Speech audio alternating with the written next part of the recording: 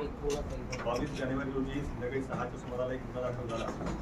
त्याच्यामध्ये फिर्यादी होत्या फरजाना मोहम्मद फिरोज भुसुरी. त्यांची तक्रार अशी होती की त्या बाजारामध्ये त्यांच्या 2 मुलींना घेऊन गेल्या होत्या आणि डिस्प्ले बँकेसमोर रस्ता क्रॉस करत असताना मुली मुलगीची सवय 3 वर्ष आणि धाकटी मुलीची सवय 3 महिने.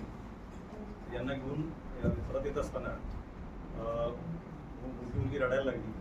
त्यामुळं छोट्या दोन्ही मुलींना घेऊन रस्ता कसा क्रॉस करायचा तर एक बुरखाधारी महिला तिथं आली आणि त्यांना म्हणाली की चला मुलं रोड क्रॉस करणार आहे, एक मिनिट तुम्ही गैरबाज देतो असं म्हणून तिने त्या मुलाला छोटी मुलगी जी होती 3 महिन्याची त्या मुलीला घेतलं. मुलीजणी डिवायडरपर्यंत मुलावर चालत आल्या आणि त्यानंतर ही जी अनोळखी महिला होती ती महिला जोरात रस्ता क्रॉस करून पलीकडे निघून गेली आणि रिक्षामध्ये बसून निघून गेली. त्यांनी शोध केली परंतु काही फायदा झाला नाही आणि त्यानंतर पोलीस स्टेशनला येऊन तक्रार. जेव्हा तपास सुरू केला तेव्हा तपासामध्ये असं लक्षामध्ये आलं की रिक्षाचा नंबर नव्हता परंतु त्या रिक्षाच्या मागच्या बाजूला आई असं लिहिलेलं होतं. त्याच्यावरून मग पहिल्यांदा ही रिक्षा ट्रेस करण्यात आली.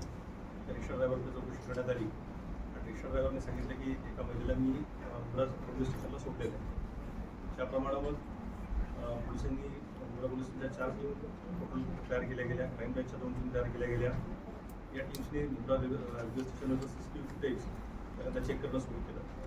त्यातून असं लक्षामध्ये आलं की एक धोकादारी महिला काहीतरी घेऊन बदलापूरच्या दिशेला जाते. त्यामुळं मग मुंब्र्यापासून बदलापूरपर्यंतचे सगळे रेल्वे स्टेशन चेक करण्यात आली. एक महिला बदलापूरला उतरली असं दिसलं. त्यानंतर जाऊन आपण खात्री केली आणि खात्री केल्यानंतर असं लक्षामध्ये आलं की ती महिला ही नाही, केवळ गुन्हा असल्यामुळं ते असा हे झाला होता. त्यानंतर पुन्हा तपास मुजा घेऊन थांबला. मग तब्बल 6 दिवस जे आहे ह्या मुलीचा शोध जो आहे तो ठाणे पोलिसांच्या माध्यमातून सुरू होता. अखेर ह्या मुलीला सुखरूप जे आहे कुटुंबियांच्या हातामध्ये आपल्याला अतिशय मोठा तपास जो आहे तो ठाणे पोलिसांनी ह्या प्रकरणामध्ये पाहायला मिळाला. 3 महिन्याच्या मुलीला जे आहे आता सुखरूप त्यांच्या आई वडिलांच्या स्वाधी त्या ठिकाणी करण्यात येते आपल्याला पाहिल्यानंतर जे आहे आता या बाळाला आपण त्याच्या कुटुंबियांनी सुखरूप जे आहे या ठिकाणी स्वाधीन केलेलं आपल्याला पाहायला मिळतं. त्यामुळे ठाणे पोलिसांची कारवाई